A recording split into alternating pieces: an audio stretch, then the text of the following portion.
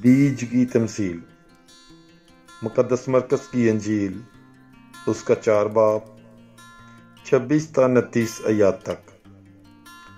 और उसने कहा, खुदा की बादशाही ऐसी है जैसे कोई आदमी ज़मीन में बीज डाले और रात को सोए और दिन को उठे और बीज उगे और बढ़े और वो जाने भी ना कि ये कैसे होता है।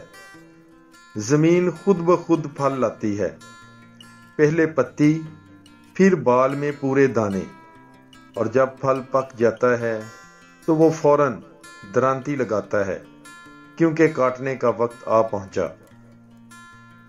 पाक कलाम के पढ़े और सुने जाने पर खुदावंद की बरकत हो, खुदा का शुक्र हो।